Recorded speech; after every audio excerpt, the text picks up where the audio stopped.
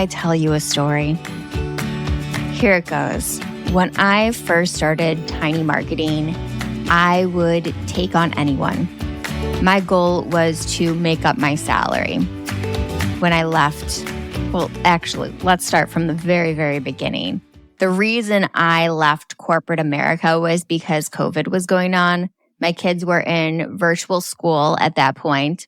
My husband is a principal and he had to actually be in the school for some reason. And I had enough clients to make up my salary. So there I was, thrust into entrepreneurship, where it was a side hustle before it had to become my primary. So I was really unprepared for how to do that. And I was unprepared for the type of people who would come to me. So at that time, I would say yes to every referral and everybody who came through on my discovery calls. And it was great because I was making a lot of money. I was actually at triple what my salary was. But the problem was my offer wasn't perfect for everyone. And that made things a lot more difficult.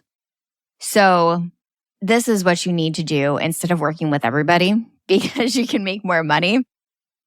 Find who needs your offer the most. Find that ideal customer who, when you tell them about your offer, they're like, yeah, I needed that yesterday. I'm so glad you told me about that.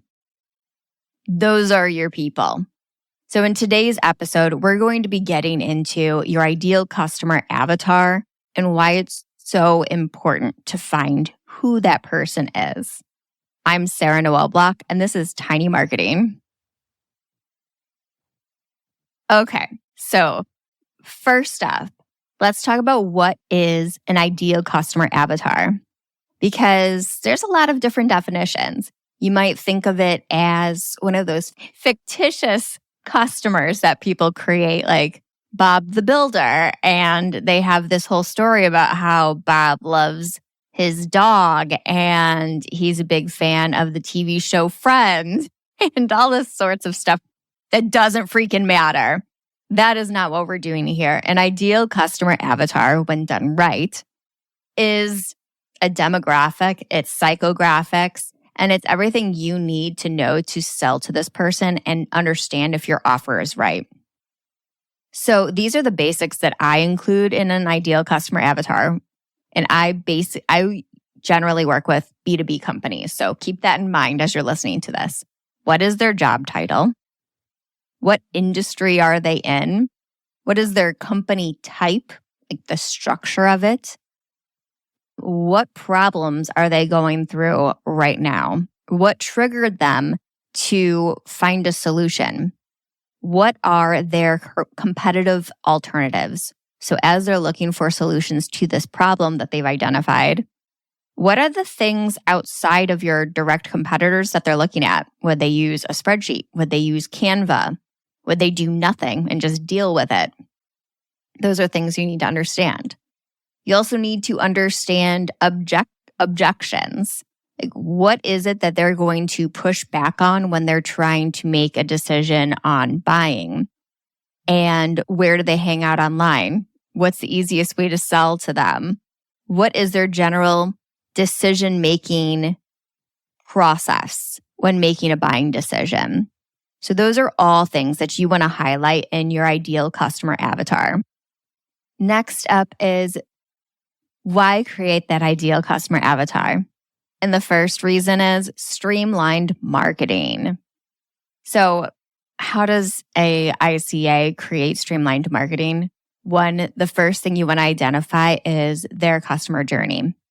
How do you do that? For my process is I interview several customers that my clients love working with and who fall within that box of their ideal customer avatar.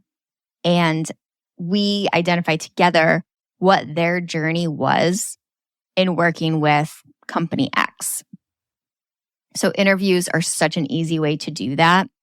And you could even do this in a group setting if you wanted to do it with a panel. Or you could do a survey. I find those to be a little less effective. Interviews are the best way to do it. And if you want to do this in an ongoing way, here's an easy way to do that. Document it as you're going through the process. So as you're having a sales call, make sure to ask, hey, how did you find out who I am? What triggered this call? And that's step one. Like, how did you discover that I existed in the first place? And where did you convert? What was the thing that you downloaded, or what triggered you to schedule a call with me, or however it was that they converted? Find out those pieces and you can start documenting it. If you're using a CRM system, then make sure to put it in there so you have clear notes on how people are finding you. But none of my customers do that. None of my clients do it. So what I do is I interview their customers and we identify that customer journey on those calls. But when you do that, you can create a super streamlined marketing plan that just hits those places that your ideal customer hangs out online. Let's say, I'm just going to use an example of a client I recently did a strategic story for. We'll call them X.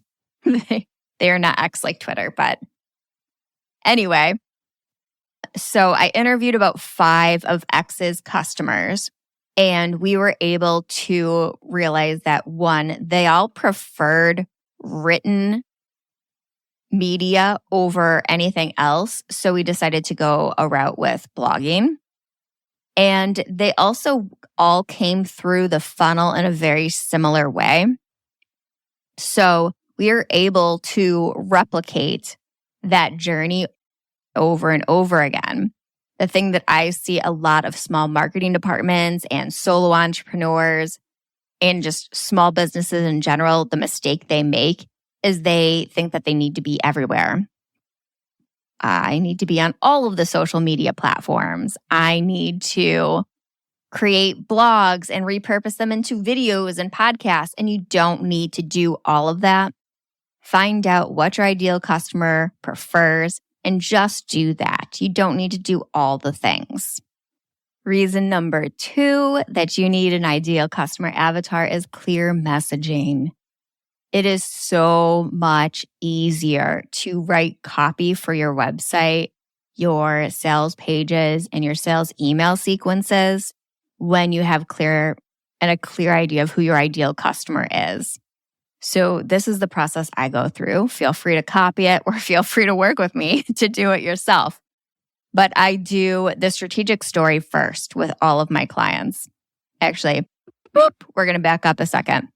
I start with the strategic spark, where I am having a stakeholder call and we create a strategic spark report with a marketing opportunities roadmap. So we start with that every single time. Next up is the strategic story. And in the strategic story, we create the ideal customer avatar first. So that is why I'm always interviewing my clients' customers, because we need to create that. Next up is clear messaging. And this is always the order that I think it needs to go in. So next up is clear messaging. And with that, we're able to create copy that directly addresses those objections that customer might have, the transformations that they want, and the triggers that cause them to look for a solution in the first place. Without understanding your ideal customer, your copy is going to be really weak. You need to do this first before you write any copy for your website or any sort of sales sequence on your email. Reason number 3, easier to sell. Once you understand your ideal customer, you'll know what watering holes to hang out in. What groups are they part of? What Slack or Circle groups are they part of? What social media platforms do they hang out on online? And you're also speaking directly to them, understanding their challenges, the solutions that they seek out, what alternative competitors that they are looking at when they are trying to find the solution. You understand all of that, and you're speaking to a specific person. So it's so much easier to sell. the thing that you want to do is pretend like your ideal customer avatar is a specific person. Pick out one of your favorite customers and act like everything that you write or create is for that person. And I guarantee you will clone your customer. Number 4, understanding the problem. One of the best, not best, but one of the most obvious reasons that you should create an ideal customer avatar is that you're going to understand their problems a lot more. What does that mean? That means that you can create offers that speak directly to those problems. So you might have a core offer right now that is killing it, but you probably want more offers that will also kill it. Maybe short-term projects. Let's say you're trying to get a boost of income around the holidays or the summer slowdown. You'll probably create a new offer, or at least put new gift wrap on an old offer. And understand your ideal customer avatar's problems is the easiest way to do that.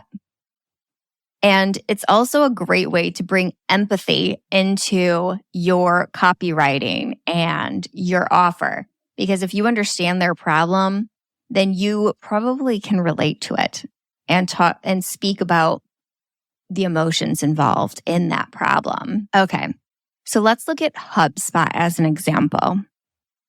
They saw that SMBs, small to medium-sized businesses, were having a hard time connecting marketing with sales and customer service, that they were really siloed departments. So HubSpot knew that this was a problem for their ideal customer. And what did they do? They created a platform that brought all of that together. So all of the data between marketing, sales, and customer service was connected. And communication is a lot easier when all of the data is connected and you can collaborate a lot easier. So they saw a problem and they created the solution for it. All right, the 5th reason you should have an ideal customer avatar is because you will understand their objections better than anything else. You're going to understand where they're going to push back. So some common ones that you might hear are time. What's my time investment in this? Or I need this done quicker.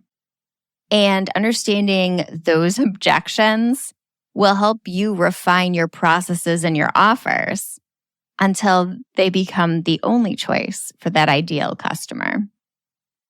The 6th reason you need an ideal customer avatar is providing the desired solutions. When you understand your customer inside and out and those objections, the problems that they're having, you can find the best solution for them too. So let's go back to that HubSpot example. They knew that SMBs had a hard time with silos within the company, that customer service, marketing, and sales weren't talking. They decided to connect all of that data. And this sprung from an objection. The objection is, I don't want a CRM because it doesn't connect with everything. My marketing automation software isn't connected to my CRM, and my sales team aren't connecting to marketing, and then customer service doesn't know what went on when it came to the sales process or what customers interacted with during the marketing process. All of it's disconnected. I don't need your service because it's not going to fix this problem. But HubSpot said, wait, what if we connected your CRM to your marketing, to your sales, to your customer service, and everything worked well together? And you didn't have to create zaps to connect everything. You didn't have to shoot emails to customer service and just let them know what was going on. Everything is running smoothly and streamlined. So they looked at an objection they were having. My data is not connected across all of these platforms and it's a problem. I'm not going to bother with a CRM. And they made the solution for it. let's do a little recap. So, why are we creating ideal customer avatars?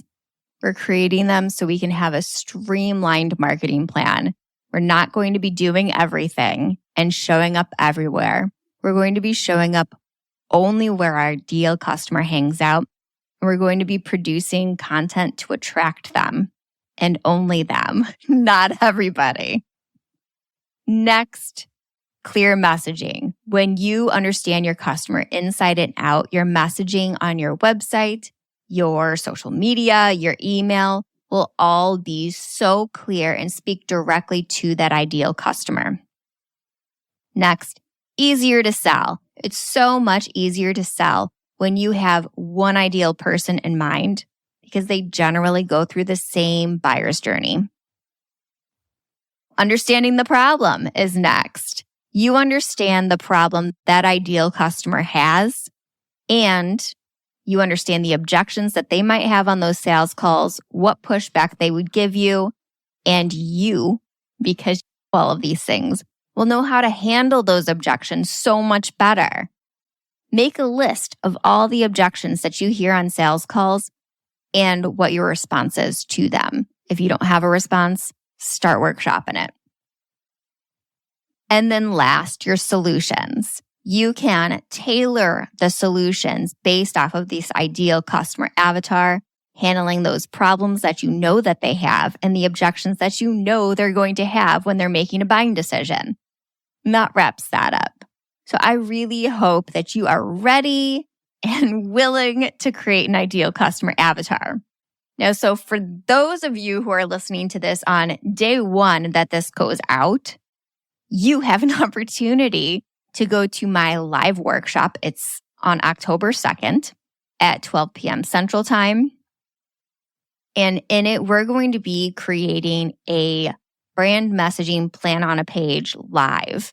And included in that are hot seats. So we'll have about 10 minutes to bring a few people up from the workshop and put them in the hot seat, and we can go over the messaging plan that we'll create live. So it's going to kick ass, and I want you there. Sign up in our show notes below. And if you missed that live one, because you literally have to be listening to this the day it comes out to be able to attend live, I'll have upcoming ones coming out. So I'll keep you ready and willing and updated. I think update is probably the word I'm looking for here. I will keep you updated on the upcoming dates for future workshops. All right, thank you so much for joining me today. Make sure to rate, review this podcast so other people see it. And you can also watch this on YouTube if you want to see my sweaty face because I just took the dogs for a long walk. So enjoy that. All right, I'll see you next time.